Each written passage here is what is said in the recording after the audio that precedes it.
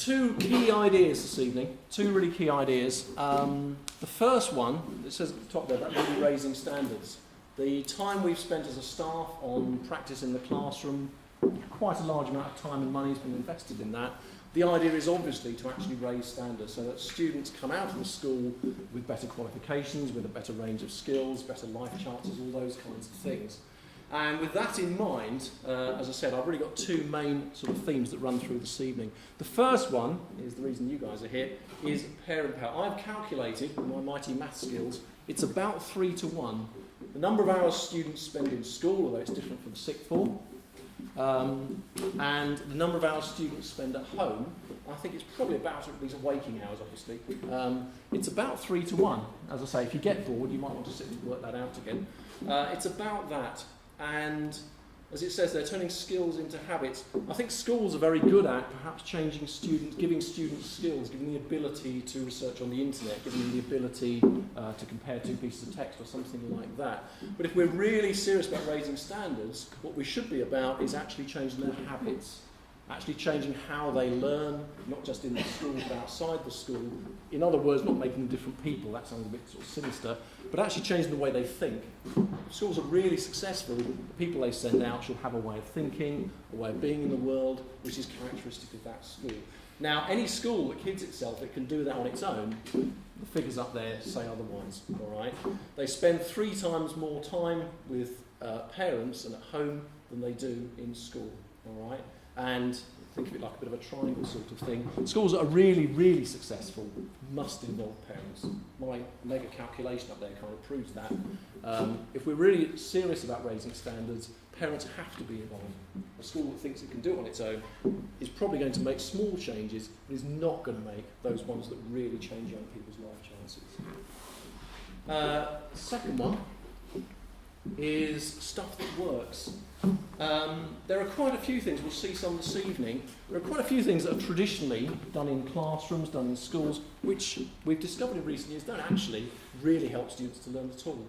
And there are some quite strange things that do actually help students to learn.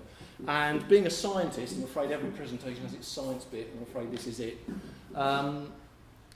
What we're going to look at this evening are things that really actually have an effect. And what I'm talking about here, I think, is bringing education up to the same standard as things like, vital things like life and death decisions in hospitals and stuff like that. Medicine, for example, you're not allowed to prescribe medicines that don't do people any good. And the way you decide that in science is something called a control group analysis. All right? It's a fairly simple idea.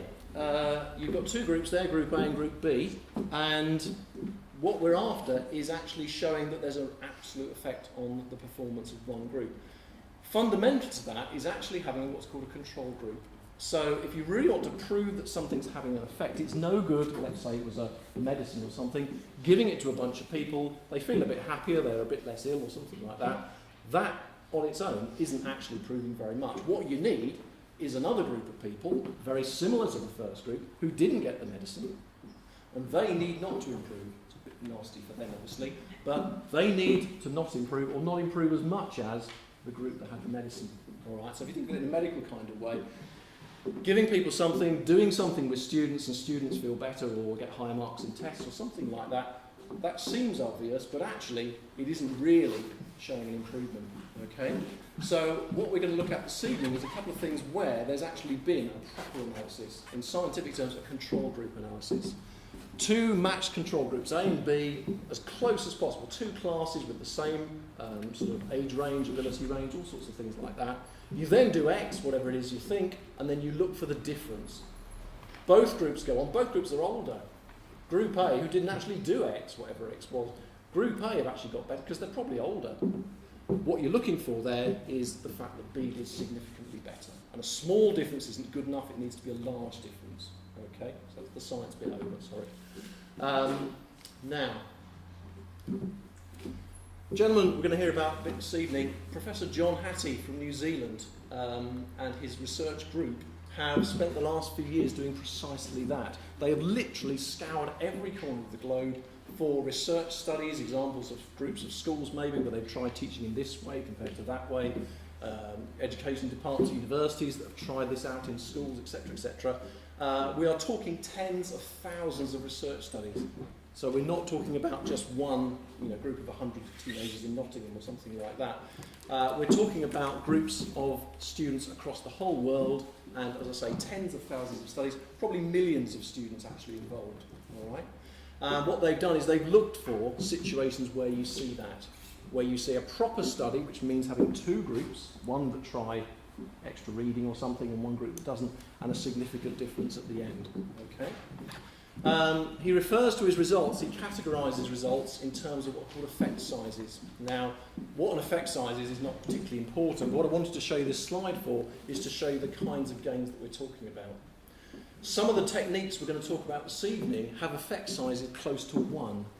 That means those students doing those things can expect to get 2 GCSE grades higher than students who didn't.